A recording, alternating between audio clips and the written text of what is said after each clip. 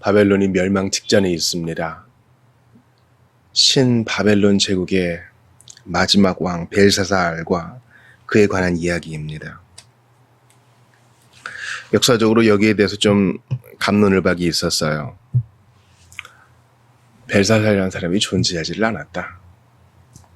그럴 때 여러분은 어떻게 하시겠어요?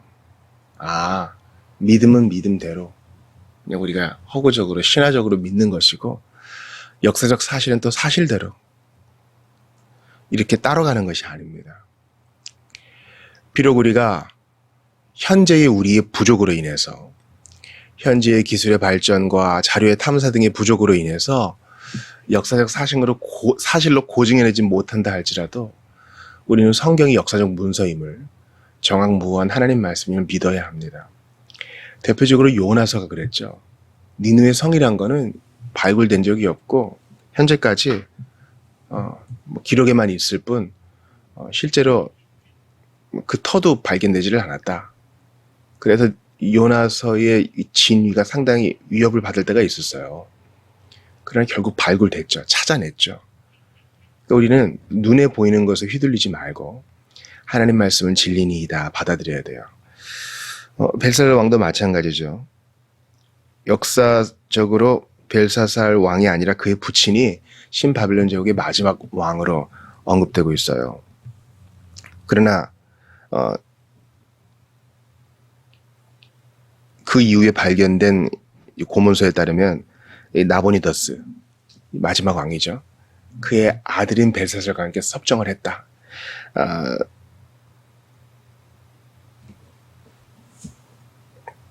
그래서 나보니더스의 장자인 벨사살이 섭정함에 다스렸고 당시 이미 페르시아 군에게 바사군에게 이제 전쟁에서 졌던 그의 아버지 나보니더스는 아라비아 쪽을 점령하고 또 통치하는 데 시간을 들였다라는 것을 알 수 있습니다. 중요한 것은 우리가 신앙적인 믿음이 역사적이라는 사실이에요. 우리는 사실을 믿습니다. 어떤 그 동화 같은 이야기를 끌어오는 것이 아니에요. 하나님이 역사의 주인이세요.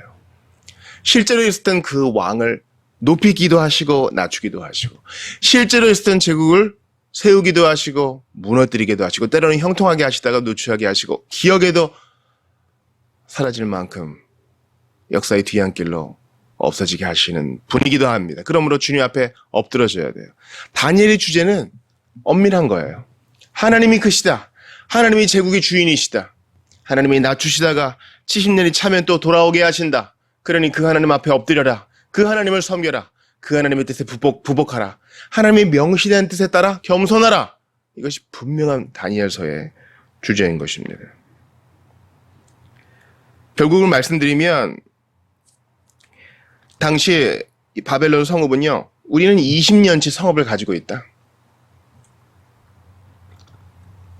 20년치 식량을 가지고 있기 때문에 이 성읍은 20년간 안전해.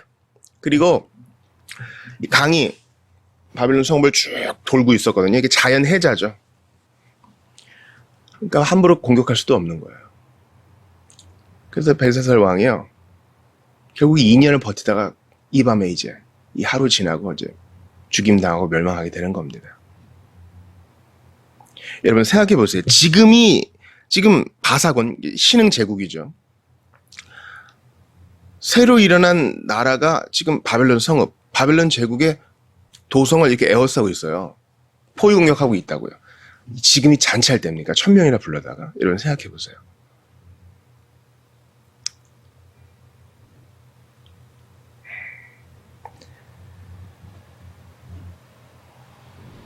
이러한 안일한 마음은요.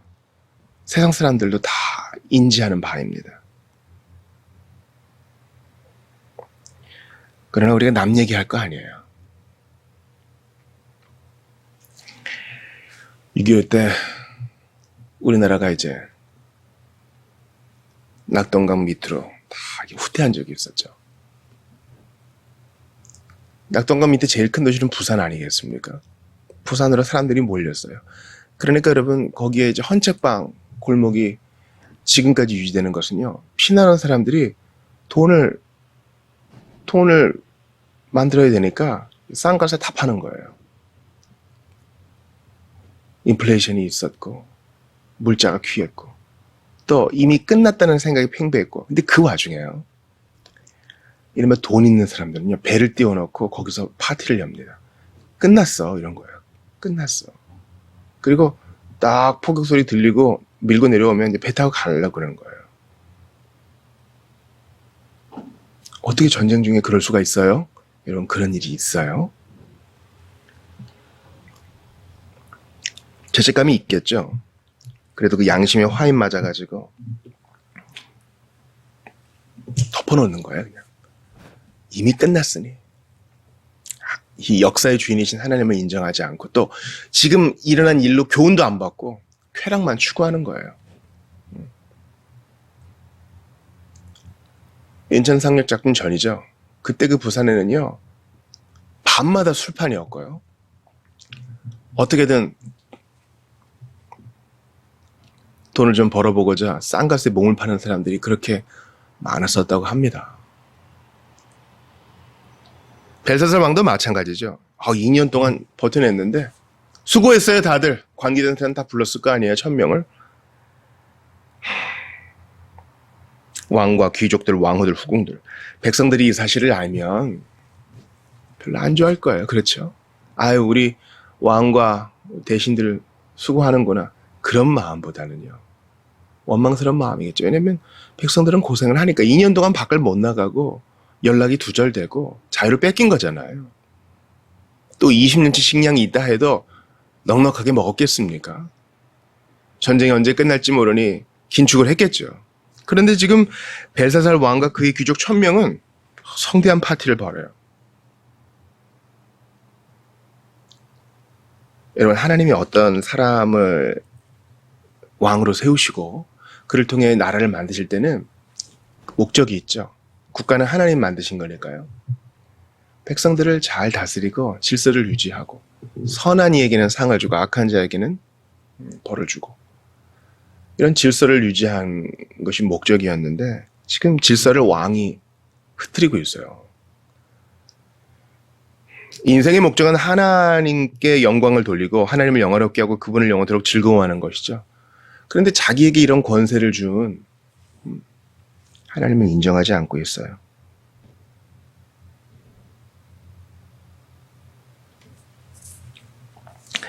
벨사살은요. 자신을 느부갓네살의 아들이라고 얘기합니다. 사실 그렇지 않거든요. 굳이 따지면 그의 외할아버지 정도 될 것입니다. 그러나 이제 당시의 문화는요. 히브리 문화도 마찬가지죠.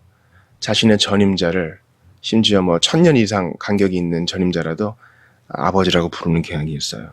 그렇게 해서 자기의 권위를 세우려고 한 것이죠.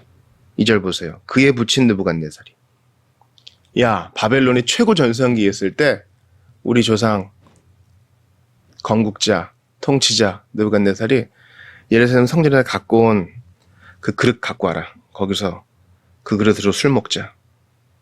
원래 주님의 예배를 위해서 구별된 그릇인데 여기서 잔치를 위해 여흥을 위해 쾌락을 위해 쓰자는 거예요. 이건 옳지 않은 일이죠.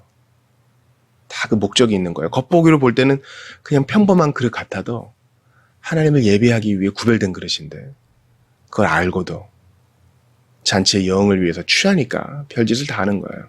여러분 매튜 헨리가 그래요. 취하면 짐승이 된다고요. 짐승이 된 사람이 이성을 잃어버리고 우상숭배하는 건 당연한 거예요.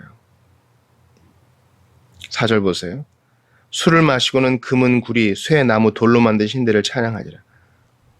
야 여호와 하나님 들어본 적 있다. 느부갓네살의 꿈을 해석했다지. 나라의 운명을 예언했다지. 그를 겸손하게 했다지. 우리 조상이 그 하나님을 인정했다지. 근데 무슨 상관이야. 그릇 갖고 와 이런 거예요. 교훈을 못 받아요. 알고 있을 텐데. 그리고 누구든지 다니엘이 하나님 모독하면 죽일 것이다 했는데 여전히 우상 숭배합니다. 그리고 또 문제 생기면 여전히 술사들을 부릅니다. 사람이 그래요, 여러분. 지금 자기 상황을 인지를 못하고 있어요. 지금 포위된 상황이고 나라의 운명이 걸린 상황인데 잔치를 벌이고 술판을 벌이고 게다가 옛날에 높임받았던 그 신의 그릇을 함부로 쓰겠다고 하고요. 주변에 뭐 조언하는 사람도 없나 봐요. 다 너희들이 섬기는 신을 불러 뭐 하나 걸리겠지. 우리를 도와주든 말든 하겠지. 아니 뭐 안 도와줘도 오늘은 즐겨 먹고 죽자 이런 거예요.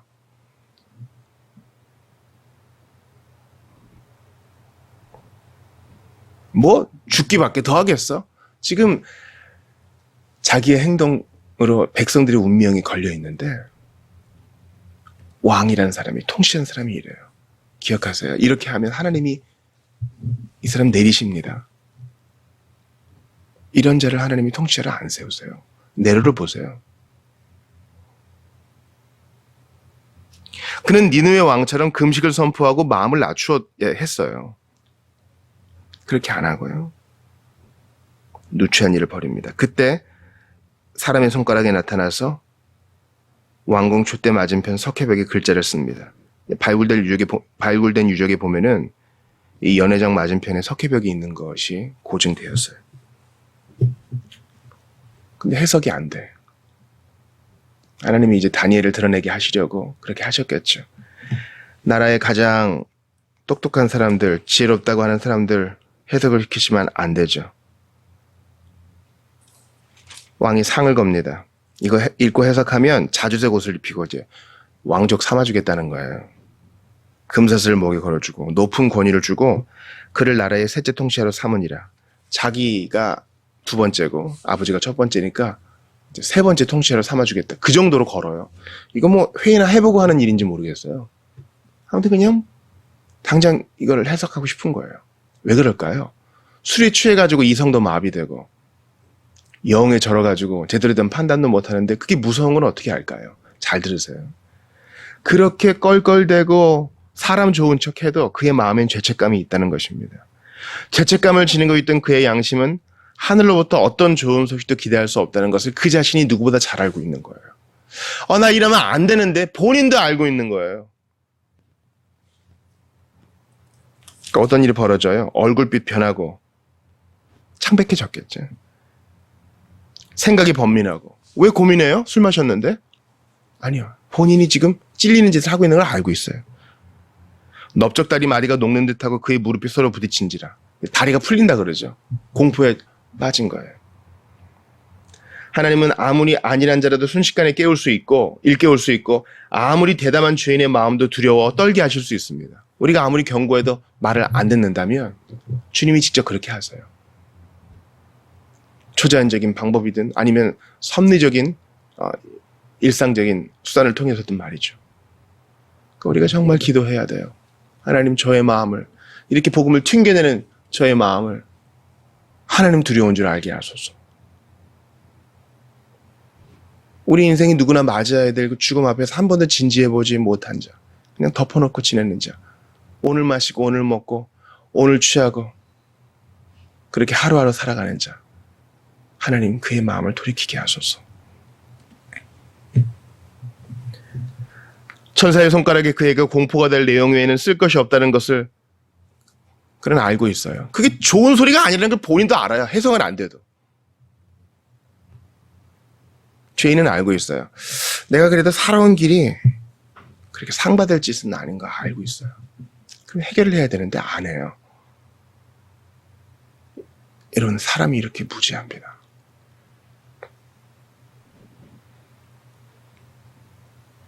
그는 이러한 글자, 이 기적이 하나님의 체포영장이며 주님의 소환장이라는 것을 알고 있었어요. 로마서에 나온 그대로죠. 이런 짓을 하는 자는 사형이라는 것을 알면서도 이런 일을 하는 거예요.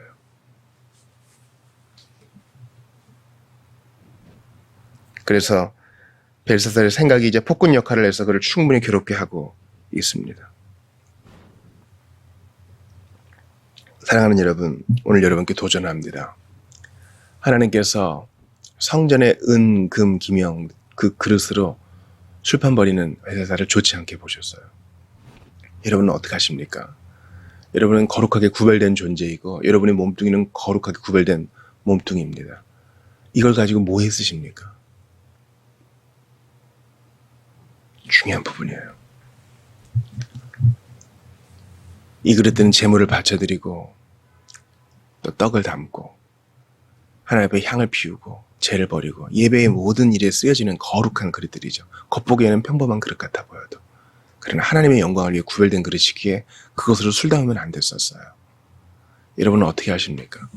하나님의 영광을 담고 주님의 찬양을 담고 하나님 말씀을 담고 있어야 되는데 이 몸으로 뭘 하십니까? 우리는 구별된 자인데 구별되게 살고 있습니까? 이 그릇이 우리예요. 근데 우리가 누가 꼬드기면 그래 나 술 담아줘. 기쁘게 끌려갑니까? 감당하지도 못할 만큼 음식을 때려놓고 있지는 않아요? 소화도 못 시킬 만큼 정보들을 때려놓고 있지는 않냐고요? 영상과 자극적인 뉴스와 이상한 음담 패설들과 한쪽으로 쏠린 정치적 편향 이런 것들로 우리의 거룩한 그릇, 몸을 채우고 있지는 않냐고요.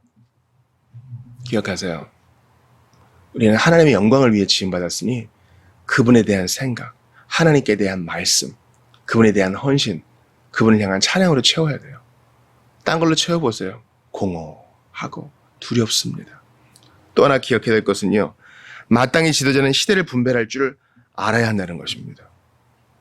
지금이 이럴 때냐? 지금은 금식할 때다. 베옷을 입을 때다. 여러분 우리 한국교회의 때가 어떤 때 같아요? 저는 정말 근신해야 될 때라고 봐요. 안 좋은 소식들이 난무하고 있어요. 이때 우리가 어디서 넘어졌는지 잘 생각하고 돌이켜야 돼요. 제대로 가르쳐야 되고 제대로 사랑해야 되고 너무 나팔 불지 말아야 되고 기본기를 다져야 돼요. 한국교회 너무 일찍 축배를 터뜨렸어요.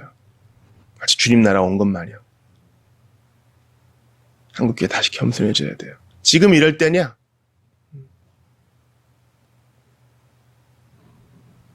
하나님은 지도자에게 책임을 물으십니다. 그렇게 하지 않으시면 두려움과 공포를 통해서라도 말씀하세요. 우리 예수님 보세요. 그분은 참으로 지혜로운 말씀을 하시지만 때로는 경고의 말씀도 하셨죠. 회개하지 않는 죄인들에게 주님은 엄한 말씀도 하십니다. 그 이유는 듣고 회개하라고. 마지막으로 주님은 어떤 기적을 베푸시는 것이 아니라 어떤 자연현상이나 대단한 마술처럼 보이는 일들이 아니라 글씨를 통해 일하세요. 우리는 하나님의 글씨, 하나님의 말씀을 가지고 있습니다. 성경을 가지고 있어요. 이 성경은 우리를 돌아보게 하고 우리를 헌신하게 하고 우리로 하여금 주님을 사랑하게 하고 거듭나게 하고 성화에 이르게 합니다. 하나님은 글자를 통해 일하세요. 근데 그걸 누가 해석해요? 성령 충만한 하나님의 사람이 직분자가 성령을 통해서 교회 안에서 해석합니다. 단지 글자를 통해서는 겉밖에 얻을 것이 없죠. 그러나 해석을 통해서 우리는 위안을 얻게 됩니다. 하나님이 일하시는 방식 앞에 납작 엎드려서 오늘도 성경 사랑으로 살아가실 수 있기를 바랍니다. 주여 시대를 잘 분별하게 하소서. 그리고 분별한 대로 합당하게 행동하게 하소서. 맡겨주신 책무를 잘 감당하게 하여 주시옵소서. 저희를 거룩히 구별된 그릇이라 하셨사오니 주님의 영광과 찬양만을 담게 하여 주옵소서. 글자를 통해 일하시는 주님, 오늘도 성경을 사랑하며 성경을 통해 주의 뜻을 잘 파악하고 하나님 뜻 앞에 우리의 몸을 복종하여 드리게 하시옵소서. 기도하며 나아가시는 여러분들 다 되시기를 주의 이름으로 축원합니다.